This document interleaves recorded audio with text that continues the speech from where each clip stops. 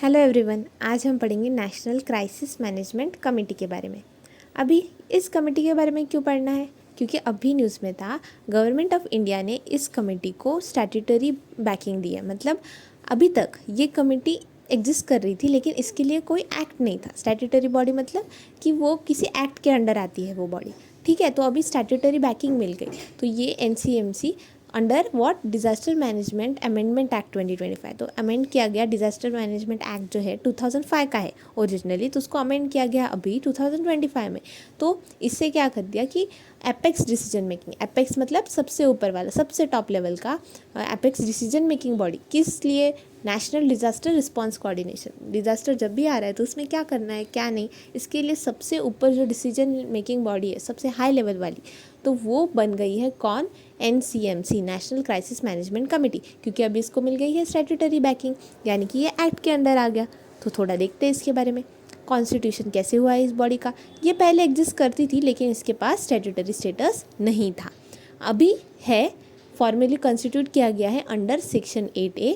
Section इतना ज़रूरी नहीं है, लेकिन कौन सा act? Of disaster management act 2005 as amended in 2025। Disaster management act कब का है? 2005 का। और बाय किसके द्वारा किया गया है ये? मिनिस्ट्री ऑफ होम अफेयर्स, ठीक है। मिनिस्ट्री ऑफ होम अफेयर्स के द्वारा बनाई गई ये बॉडी डिज़ास्टर मैनेजमेंट एक्ट 2005 के अंडर इसको मिल गया है स्टैट्यूटरी स्टेटस। तो ये हमारे लिए इम्पॉर्टेंट हो जाता है, ठीक है। तो ये NCMC, national crisis management committee, इसमें कौन कौन लोग हैं, क्या है इसका कॉम्पोजिशन, क्या है ये देखते हैं। इसका चेयरपर्सन कौन होगा? Cabinet secretary. जो कैबिनेट सेक्रेटरी है वो होंगे इसके चेयरपर्सन। और फिर मेंबर कौन होंगे? इसमें ना मेंबर्स मोस्टली सेक्रेटरीज ही है, यो कोई मिनिस्टर्स नहीं है। तो यूनियन होम सेक्रेटरी एक, होम अफेयर्स में बने तो होम सेक्रेटरी। डिफेंस सेक्रेटरी एक, देखो most of the time defence वाले डिफेंस पर्सनल्स को भी भेजा जाता है ना डिज़ास्टर रिलीफ में, तो वैसे याद रखना डिफेंस सेक्रेटरी का काम लगेगा। फिर कोऑर्डिनेट करना पड़ता है, तो सेक्रेटरी कोऑर्डिनेशन, कैबिनेट सेक्रेटरीट में जो होते हैं कोऑर्डिनेशन के लिए सेक्रेटरी वो। और फिर मेंबर और हेड ऑफ डिपार्टमेंट किसके? National disaster management authority, NDMA, national disaster management authority, उसके हेड और मेंबर वो। फिर secretary, union home secretary, defence secretary, secretary coordination, और ये सबको हेड कौन करेंगे? चेयरपर्सन कैबिनेट सेक्रेटरी के, ठीक है। अभी ये मेंबर्स कैसे चुने जाते हैं? चेयरपर्सन है, इन लोगों के अलावा भी चेयरपर्सन को ऑप्ट कर सकते हैं अदर एक्सपर्ट्स और ऑफिसर्स फ्रॉम सेंट्रल/स्टेट गवर्नमेंट्स और रेलिवेंट ऑर्गेनाइजेशन एज नीडेड।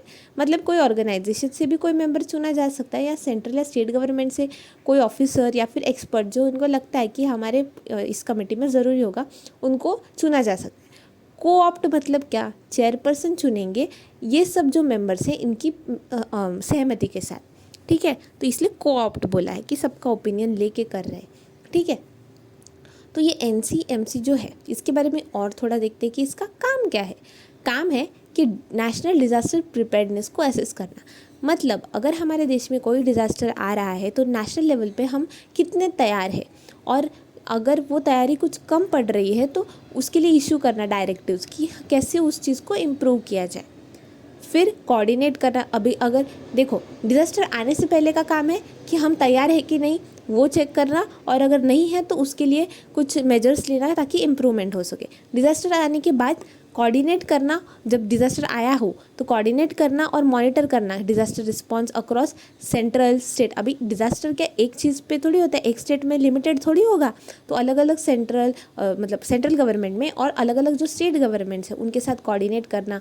फिर नेशनल डिज़ास्टर मैनेजमेंट अथॉरिटी है, इनका काम ही है ये सब, तो उनके साथ कोऑर्डिनेट करना, और बाकी सारी रेलिवेंट एजेंसीज़ है जो इसमें काम आती है उन सब के साथ कोऑर्डिनेट। तो इन सबको मिल के इन सबको साथ लेके चलने वाला काम कौन करता है? नेशनल क्राइसिस मैनेजमेंट कमेटी, ठीक है। तो एक यूनिफाइड और एफिशिएंट रिस्पांस होता है ड्यूरिंग नेशनल क्राइसिस।